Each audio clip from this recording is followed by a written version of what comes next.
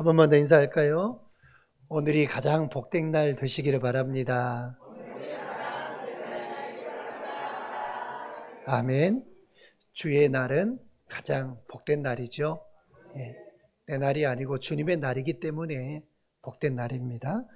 오늘 이 아침이 하나님이 여러분에게 주시는 축복의 은혜가 가득히 넘치는 복된 날 되시기를 주의 이름으로 축원합니다. 우리는 습관이 참 중요하다는 걸 늘 깨닫습니다. 어떤 습관을 가지고 살아가느냐가 그 사람을 만들어 가기 때문이죠. 좋은 습관. 예수님께서도 성경에 보면 습관을 따라 기도하러 가셨다라고 말합니다. 근데 주님이 습관을 쫓아서 행하신 모든 일들은 아주 완벽한 것이었다라는 거죠. 뭔가 그런 습관을 막 이제 만들어가고 하는 그런 부분이 아니라 주님은 모든 일을 행함에 있어서 완벽하신 분이시잖아요. 할렐루야. 그러니까 주님이 기도하신 모습도 습관을 따라 기도하셨다. 그 말은 뭐냐면 습관을 만들어 가시는 게 아니라 완벽한 모습으로 기도하셨다는 것이겠죠. 그런데 우리는 그 예수님을 닮아가는 삶을 사는 사람들이라 우리는 완벽하지 못하기에 만들어 가야 되죠. 좋은 습관을 만들어 갑니다. 그런데 아차 잘못하면 습관에 젖어버리면 이제 문제가 되지는 것이죠. 좋은 습관이라고 하는 건 내가 어떻게 만들어가느냐에 따라서 비춰지는 모습이 굉장히 다릅니다. 만약에 어떤 지체에게 내가 불편한 모습을 보이지 않기 위해서 또는 예배에 방해되는 행동들을 하지 않고 그들에게 어떤 시선을 끌어버리는 그런 일들을 행하지 않기 위해 조심하는 습관이라고 한다면 굉장히 좋은 거죠. 저는 좀 습관이 어떻게 길들여졌냐면 문을 닫을 때에도 이 문을 그대로 탁 닫지를 않습니다. 이게 의도적으로 그렇게 하려고 처음에 했던 거라 이게 그렇게 만들어져 버렸어요, 이제는. 그래서 문을 우리가 요즘 도어락은 그냥 닫히면 그냥 탁 닫혀지잖아요. 사택기의 도어락 소리가 굉장히 커요. 이게 돌리는 게 아니고 그냥 저절로 내가 어떻게 제어할 수가 없으니까. 그런데 보통 우리 그 옛날에 도어락은 손을 손잡이를 돌려 닫죠. 그러면 손잡이를 돌리고 저는 이제 이렇게 천천히 문이 탕 닫혀지지 않게 끝까지 천천히 다 잡아당겨서 닫고 난 다음에 이것도 탁 놓지 않습니다. 그냥 서서히 풀면서 놓습니다. 그러니까 문을 열고 닫음이 거의 안 들리는 거죠. 이제 이게 결코 좋은 것만은 아닐 수도 있어요. 그런데 그게 습관에 길들이다 보니까 우리가 예배당이든지 어디 출입구든지 다니다 보면 그냥 문을 탕 닫히면 모든 사람들의 시선이 착 돌아보잖아요. 우리가 교회 안에서든 어디에서든 이런 습관들은 타인의 불편한 시선을 만드는 습관들은 상당히 주의함이 필요하다. 왜? 그들을 위해서, 그들의 신령한 유익을 위해서 우리들이 이런 행함도 참 좋은 습관일 수도 있겠다. 그런 생각이 들어지기도 합니다. 그러나 신앙생활 자체가 습관에 젖어버리면 안 되겠죠. 나의 습관이, 나의 신앙의 모습은 이런 모습이니까 이것이 옳다라고 그것을 계속해서 밀고 가다가는 잘못되어 있는 신앙일 수도 있다는 것이죠. 습관에 젖어버린 신앙이 되지 않도록 참 주의해야 합니다. 신앙은 계속해서 어때야 합니까? 계속해서 변화되고 성장하고 자라야 된다는 거예요. 습관을 쫓지 않는 그런 모습인 것이죠.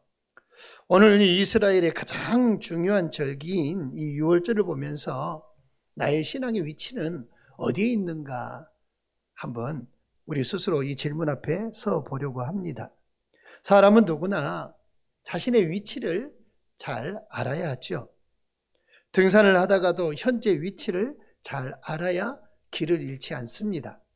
산 위에 올라갔어요. 그러면 방향을 잃었어요. 그럴 때 어디가 남쪽이고 어디가 북쪽인지 정도는 알아야 남쪽으로 내려올 수 있지 않겠습니까? 어디가 남쪽이에요? 물 내려오는 곳이 남쪽이에요? 물 내려오는 데는 사방으로 흐를 수 있을 것 같은데 내 생각에 어디가 남쪽이죠? 잎이 무성한 쪽, 그렇죠? 잎이 무성한 쪽이 남쪽이에요. 북쪽은 잎이 좀 더 덜해요. 또 심하면 나무를 잘라보면 알겠죠? 나이테가 어떻게 된 쪽? 나이테가 촘촘한 쪽. 나이테가 넓은 쪽은 북쪽. 맞죠? 잘 몰라요? 이제 검색해 보세요, 가서. 산 위에서 길을 잃었을 때도 남북을 구분할 수 있다면 내 방향이 어느 쪽인가?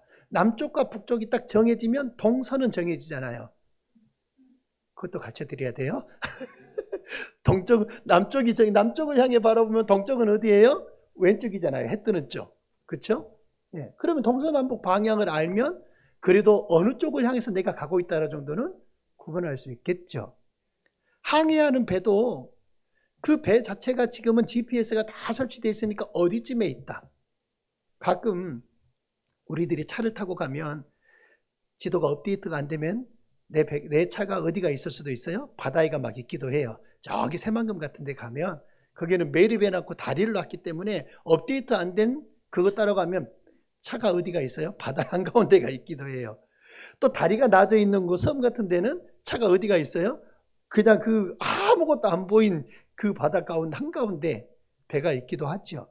그러나 정확히 업데이트가 되고 그런 지도 같으면 나의 현재 위치를 분명하게 알 수 있단 말이죠. 여러분, 역시 우리의 신앙도 어디 수준에 있는지 어떤 단계에 있는지 우리들이 생각해 봐야 합니다. 나는 혹여 지금 어떤 지점에 멈춰서 있지는 아니한가? 혹시 그저 처음 받은 그 은혜만 붙들고 그냥 살고 있지는 않은가? 살펴봐야 합니다. 오늘 본문에 나타나는 이 유월절은 단순한 절기가 아닙니다. 유월절이 무슨 날입니까? 예수 그리스도의 십자가의 대속의 사건을 보여주는 가장 구약 성경의 위대한 사건이 바로 이 유월절이죠. 이스라엘 백성들이 절기를 지켜나간다라고 하는 건 그들의 신앙생활뿐만이 아니라 삶 전체에서 가장 큰 비중을 차지했습니다. 그들은 마땅히 지켜야 될 수많은 절기와 날들이 있었는데 그 중에 3대 절기로 불리는 이 절기만큼은 그들은 꼭 지켜야만 했습니다. 그 3대의 절기가 유월절, 오순절, 초막절이라고 말하죠. 그래서 신명기 16장 16절에 보면 너희 중에 모든 남자는 1년 3차, 그러니까 1년에 3번이에요. 1년에 3번 무교절과 칠칠절과 초막절을 너희 하나님 여호와께서 택하신 곳에서 여호와께 보여라라고 말합니다. 그러니까 이 이스라엘 백성들은 이 3대 절기만큼은 여호와의 그 여호와 하나님 아버지 앞에 보이기 위해서 그들은 계속해서 예루살렘으로 돌아오게 되는 것이죠. 그런데 이 세 절기 중에서도 글쎄요, 뭐가 중요하다, 뭐가 덜 중요하다 따질 수는 없지만 그래도 좀 더 중요하다라고 볼 수 있다면 바로 이 유월절일 것입니다. 오늘 본문 2절에 이렇게 말하죠. 이 달을 너희에게 달의 시작, 곧 해의 첫 달이 되게 하고 라고 했습니다. 그러니까 유월절이 뭐냐면 유월절인 정월이 돼버린 거예요. 그 달의 첫 달이 돼버린 거예요. 그 해의 첫 달. 그러니까 뭐가 왜 어떻게 얼마나 중요하면 해의 첫 달을 하나님이 바꾸셔버렸냐고 말이에요. 우리는 정월이면 끝까지 처음부터 끝까지 정월이잖아요. 그런데 유대력에는 이 정월이 바로 유월절로부터 시작이 된다는 것이죠. 너무나 중요했기 때문에. 왜 중요해요? 구원의 시작이고 은혜의 시작이기 때문에 그렇습니다. 어린 양의 피가 모든 삶의 출발점이기 때문에 그렇습니다. 우리의 인생도 마찬가지죠. 우리의 인생도 예수님을 만나기 이전의 삶과 예수님을 만난 이후의 삶이 어때요? 똑같으면 안 돼요. 분명히 예수님을 만난 이전의 삶과 예수님을 만난 이후의 삶의 기점이 분명해야 된다는 거예요.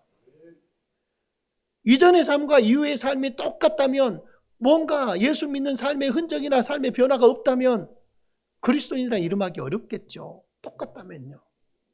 하지만 우리는 분명히 예수님을 만난 이전의 삶과 예수님을 만난 이후의 삶이 완전히 다른 줄 믿습니다. 십자가 이전의 삶과 십자가 이후의 삶은 완전히 전혀 다른 인생인 것입니다. 우리는 그래서 인생을 2번 살아가는 사람들인 것이죠. 이 유월절 의식은 예수 그리스도의 십자가 사역에 대해서 구약성경 그 어디에서도 발견할 수 없는 가장 정확한 십자가의 예표 사건이라 말합니다. 유월절 의식에 사용된 이 어린 양은 정확하게 예수 그리스도를 상징하고 있기 때문이죠. 선지자 이사야는 이사야 53장 6절에 메시아를 가리켜서 뭐라고 말했냐면 도수장으로 끌려가는 어린 양이라고 했고요. 세례 요한은 예수님을 보면서 요한복음 1장 29절에 보라 세상 죄를 지고 가는 하나님의 어린 양이로다 라고 말했습니다. 사도 바울은 고린도전서 5장에서 우리의 유월절 양 곧 그리스도께서 희생되셨다라고 바울은 예수님을 향해 양이라고 표현을 했어요. 사도 요한은 성경의 마지막 요한계시록에서 28번이나 걸쳐서 예수 그리스도에 대해서 이야기할 때 이 어린 양이라고 하는 명칭을 사용한 것을 보게 됩니다. 오늘 우리가 보는 것은 이 유월절 의식은 구약 성경에 나타난 예수님의 예표 가운데 가장 완벽한, 도저히 흠을 찾을 수 없는 완벽한 그런 예표인 줄 믿습니다. 오늘 이 유월절을 지켜가는 그 모습을 보면서 과연 나의 신앙의 위치는 어디에 있는지 함께 살펴보기를 원합니다. 먼저는 중생의 단계가 있죠. 거듭남이라고 그렇게 말합니다. 예수 그리스도의 보혈을 통해서 내가 거듭난 단계. 유월절의 첫 번째 핵심이 무엇인가요? 유월절의 가장 중요한 첫 번째 핵심은 어린 양의 피입니다.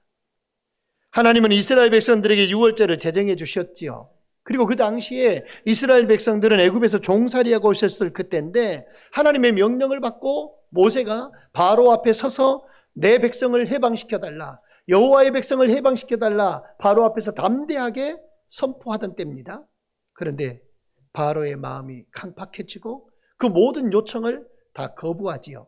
9번이나 거부했습니다. 그래서 9가지의 재앙이 순차적으로 계속해서 애굽 전역에 내리게 됐지요. 그래도 말을 듣지 않습니다.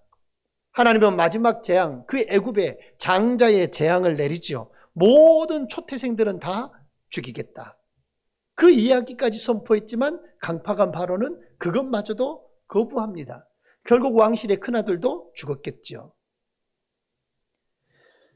하나님께서는 이스라엘 백성들에게 어린 양을 잡아서 그 피를 문설주와 그 임방에 바르라고 명령을 합니다. 그리고 하나님의 백성들을 그 재앙 가운데서 건져내기 위해서 이스라엘 백성들은 그 어린 양을 잡아서 하나님이 명하신 대로 그대로 순종하며 행해야 했고, 그리하면 죽음의 사자가 그 집을 넘어가리라, 유월하리라 그랬습니다. 유월이 넘어간다라고 하는 의미죠. 여러분, 여기서 중요한 것이 무엇인가요? 그 집안 사람들이 얼마나 착했느냐가 아닙니다. 그 집에 살아있는 사람들이 얼마나 도덕적이었느냐도 아닙니다. 중요한 건 어린 양의 피가 그 집에 있느냐 없느냐였습니다. 이게 복음이죠. 우리는 행위로 구원받지 않습니다. 우리의 공로로 구원받지 않습니다. 오직 예수 그리스도의 피로 구원받은 줄 믿습니다. 히브리서 9장 22절에 말씀하기를 피 흘림이 없은즉 죄사함이 없다라고 했습니다.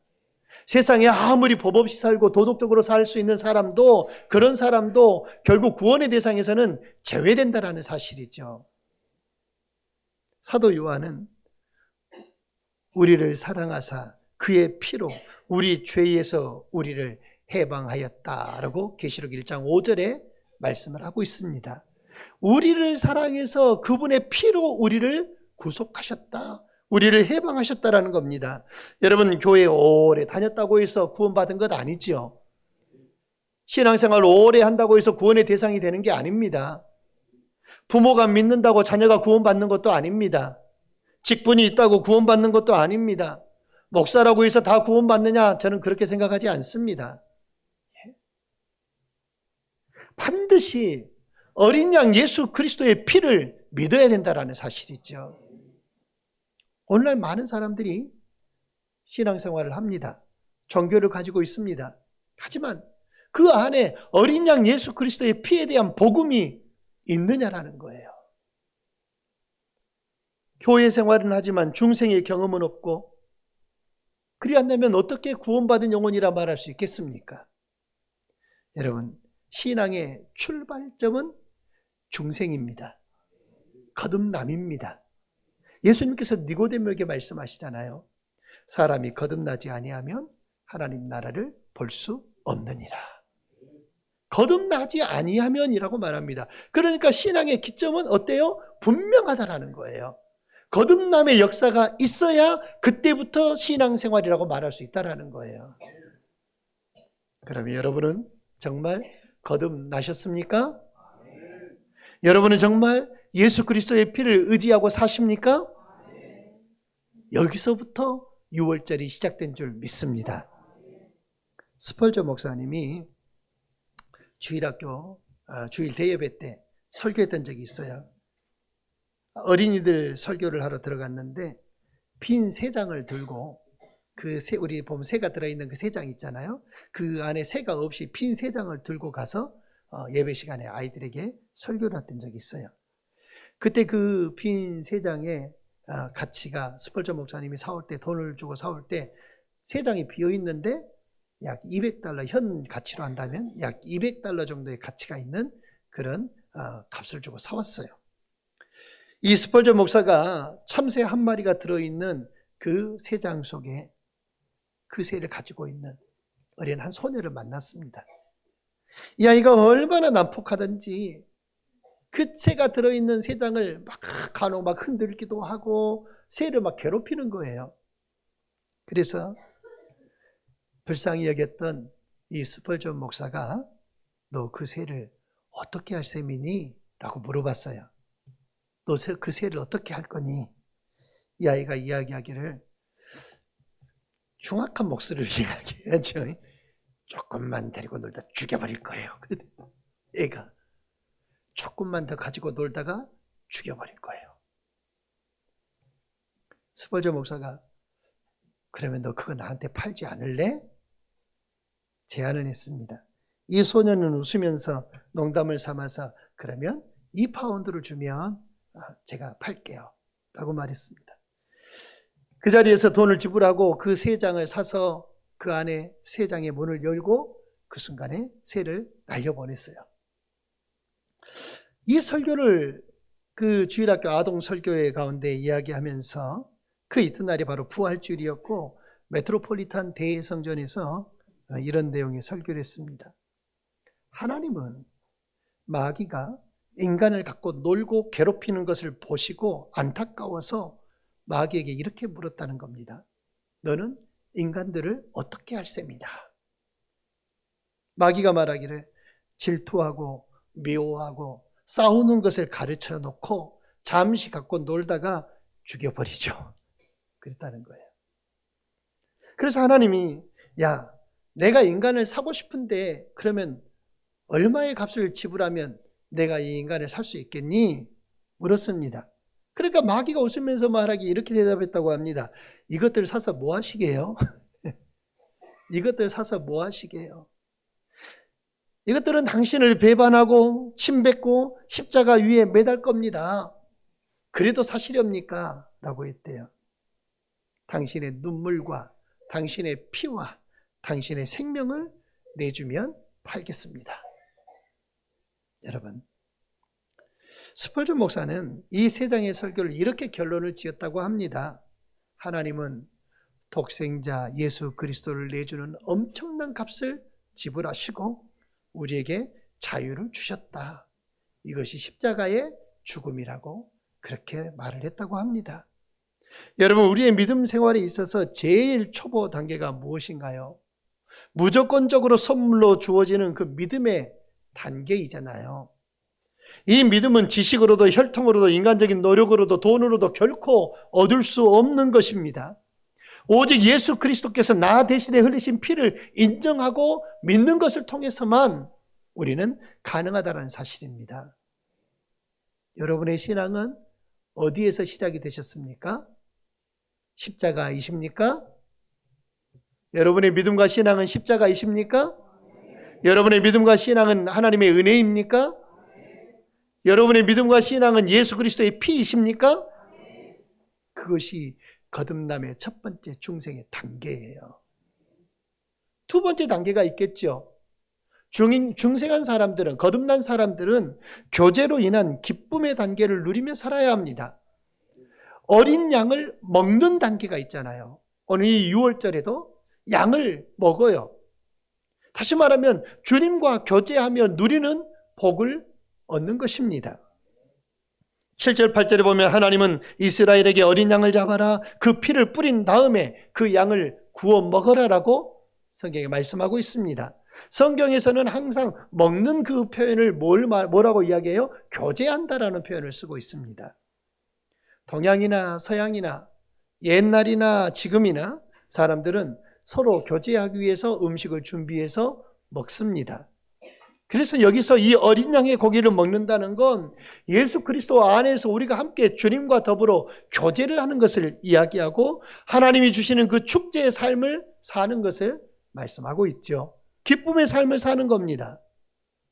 구원받은 성도가 그리스도와 함께 교제하며 감격과 감사와 환희, 기쁨을 만끽하며 사는 것, 그것이 바로 우리의 거듭난 이후의 성도의 삶이어야 된다고 말씀하고 있는 것이죠.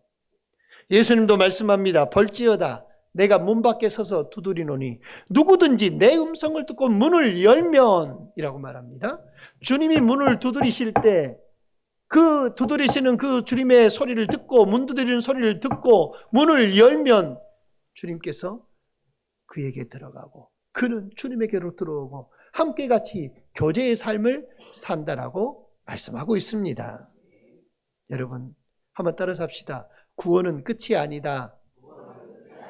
구원은 끝이 아니다.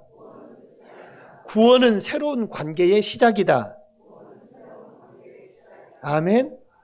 구원받았다라고 해서 끝나는 게 아니라는 겁니다. 내가 예수 믿고 하나님의 자녀가 됐다라고 해서 모든 신앙생활이 다 끝나는 게 아니라는 겁니다. 이제는 새로운 관계가 시작이 된다는 거예요. 그 관계가 무엇이에요? 교제라는 거예요. 예수 믿고 나면 기쁨이 있습니다. 할렐루야. 여러분, 이 기쁨 속에서 우리는 예배가 즐거워야 되고, 이 기쁨 속에서 찬양이 좋아야 되고, 이 기쁨 속에서 기도가 행복해야 되고, 이 기쁨 속에서 봉사도 하고 복음도 전하는 삶을 사는 겁니다. 예수 믿어도 기쁨이 없다? 그건 진짜 문제 있는 거예요. 나를 구속하고 나를 대속해 주신 그 하나님의 은혜가 내게 임하였는데 내 안에 기쁨이 없다? 여러분, 그건 단단히 잘못된 거예요. 여러분 안에 주님이 주시는 그 대속의 기쁨이 충만하시기를 주의 이름으로 축원합니다. 다른 것들이 그 기쁨을 대신할 수 없어요. 주님이 주시는 그 대속의 은혜, 그 기쁨을 다른 것들이 부숴뜨릴 수 없어요. 그래서 우리는 구원받은 그 기쁨만큼은 결코 놓치지 말아야 합니다. 주님과 교제하는 기쁨이기 때문에 그래요. 그런데 많은 사람들이 시간이 지나면 처음 기쁨을 잃어버리죠. 왜 기쁨을 잃어버립니까? 주님과의 교제가 끊어져 버리기 때문에, 주님과 깊은 교제가 없어지고 사라져 버리기 때문에, 교제가 사라지면 기쁨이 없어진단 말이에요. 기도가 끊어지고 말씀이 멀어지고 예배가 형식이 되면 기쁨도 사라집니다. 그래서 결국 기쁨이 사라지기 때문에 어디에서 기쁨을 찾으려고 해요? 세상에서 기쁨을 찾으려고 해요.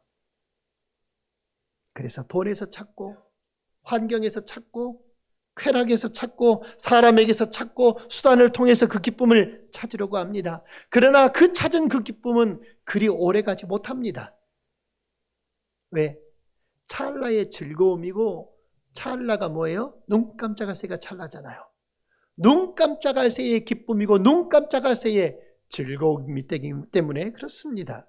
진짜 기쁨은 주님과의 교제 안에서 누리는 기쁨인 줄 믿습니다. 작곡가 하이든이 믿음의 고백, 찬송시를 많이 작곡한 사람입니다. 그에게 물었어요. 선생님의 교회 음악은 어떻게 그렇게 늘 기쁨이 충만할 수 있느냐? 하이든은 이렇게 말했습니다. 하나님께서 내 가슴을 뛰게 만드는데 내 음악이 가슴 뛰는 음악이 되지 않을 수 있겠냐?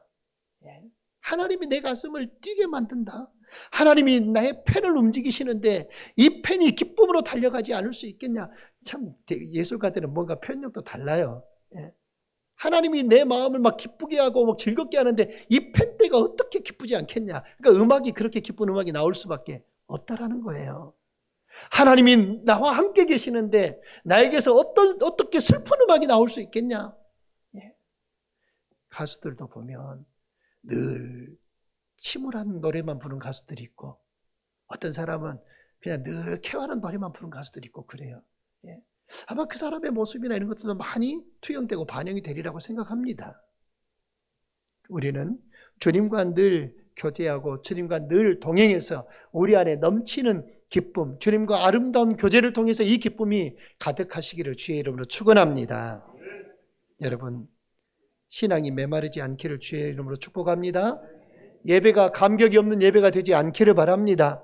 기도가 의무처럼 느껴지지 않기를 바랍니다. 그러면 주님과 교제가 약해진 것은 아닌가 살피고 돌아보아야 합니다. 세 번째 단계를 보면 성결한 삶을 사는 신앙의 단계를 볼 수 있습니다. 오늘 성경에 보면 누룩을 제거하는 단계가 있죠. 8절에 이렇게 말합니다. 그 밤에 그 고기를 불에 구워 먹고 그리고 무교병과 쓴나물과 아울러 먹되라고 그렇게 말합니다. 거기에 등장하는 떡이 무슨 떡이에요? 무교병이죠. 이 무교병에는 누룩이 안 들어간 떡이기 때문에 무교병이라고 부릅니다. 만약에 누룩이 들어가면 유교병이라고 부르겠죠. 그러니까 누룩이 들어가지 않았어요. 다시 말하면 이 누룩은, 여기서 말하는 이 누룩은 뭘 상징하냐면 죄를 상징합니다. 누룩을 제거한 무교병을 먹는다라고 하는 건 죄를 제거하는 성결한 삶에 대한 부분을 말씀하고 계시죠. 신명기 16장에 보면 이스라엘은 유월절을 지킬 때 누룩이 있는 떡을 먹지 않고 7일 동안 누룩이 없는 떡을 먹었습니다. 아주 딱딱하게 굳어버리는 떡 있죠. 7일뿐만 아니라 7일 동안 그들 집안에 누룩도 그 어떤 것도 없도록 깨끗하게 그들은 청소를 해야만 했어요. 누룩이 존재하지 못하게. 왜? 날려서 들어갈 수 있으니까, 반죽에. 그러니까 그것마저도 없애버리라는 거예요. 왜 그렇습니까? 구원받은 성도는 죄를 버리는 삶으로 나아가야 하기 때문에 그렇습니다.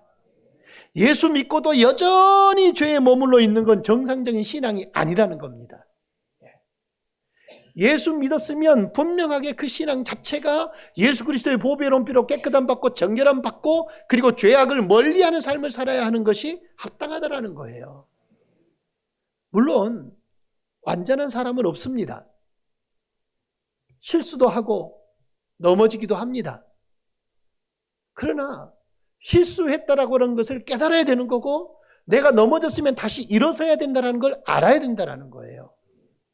실수하고 넘어졌다고 해서 그대로 주저앉아 버린다? 여러분, 중요한 것은 방향이에요. 실수했으면 다시는 실수하지 않은 길로 나아가는 것이고, 넘어졌으면 일어서는 길로 나아가는 것이 중요하다는 거예요. 내가 예수 믿고 거룩한 하나님의 자녀가 됐고 복된 삶을 살아가는 하나님의 사람인데, 나는 그러면 죄와 싸우고 있느냐?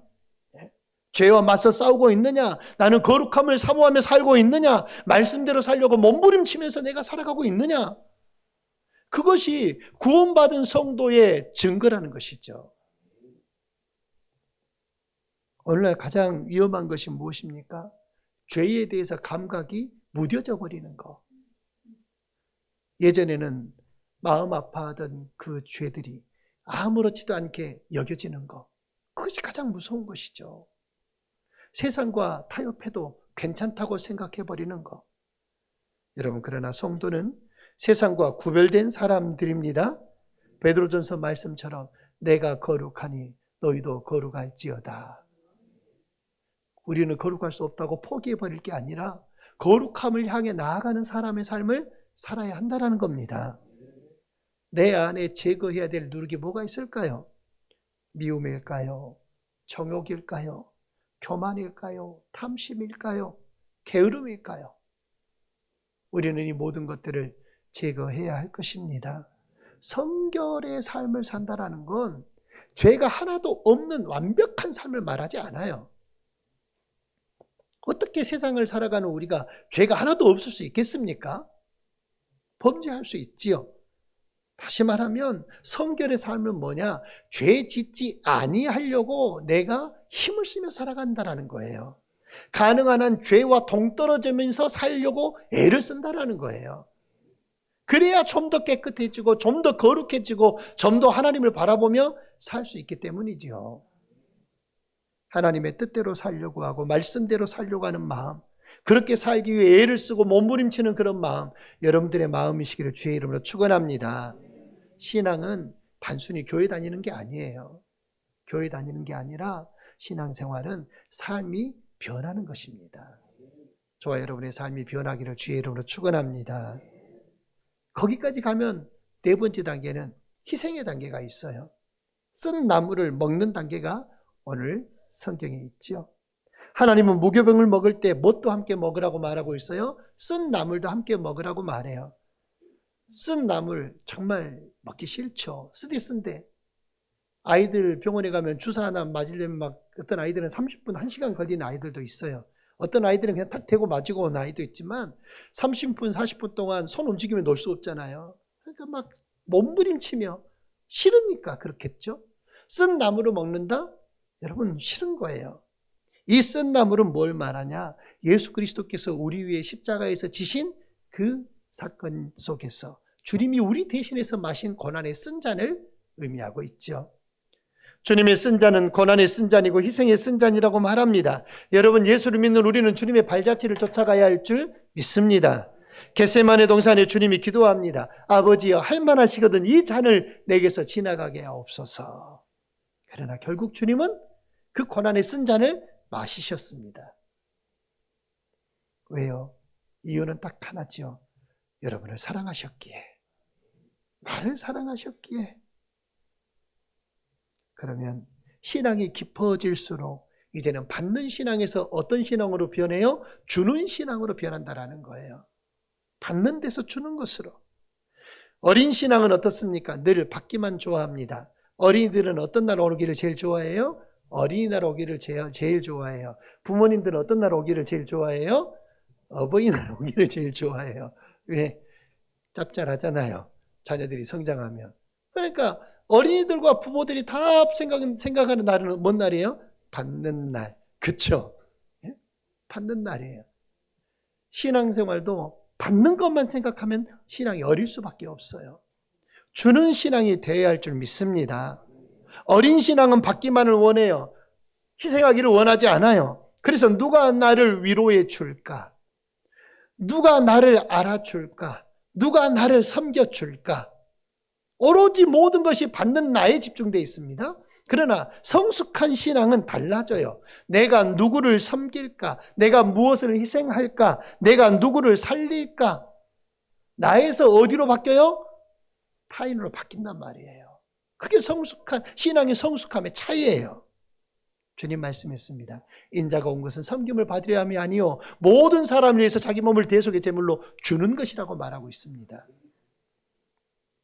여러분, 십자가 없는 신앙은 참된 신앙이 아니죠. 우리 모두가 희생이 있는 신앙, 눈물이 있는 신앙, 섬김이 있는 신앙, 주는 것으로 나아가는 신앙 되시기를 축복합니다. 마지막으로는 주님과 동행하는 단계가 있어요. 함께하는 단계, 다시 말하면 믿음으로 떠나는 단계가 있습니다. 오늘 6월절 마지막의 단계가 어떤 단계입니까? 떠나는 것이었습니다.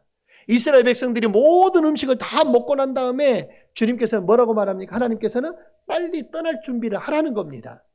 그런데 떠날 준비를 하라겠는데 이 백성들에게 허리에 띠를 띠어라, 발에 신을 신어라, 지팡이를 잡고 떠나라. 근데 어디로가 없어요. 그렇죠? 어디로 떠나라가 없어요. 떠나라고는 하시는데 문제는 어디로 가야 할지 모르는 게 문제라는 겁니다. 그러나 하나님은 떠나라는 거예요.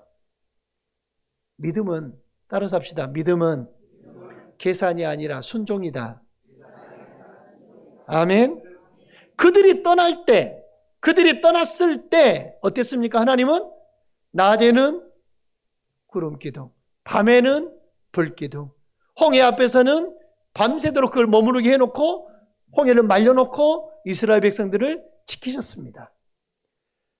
순종하며 나아갈 때 하나님의 지켜 보호하심의 역사가 있었다라는 거예요.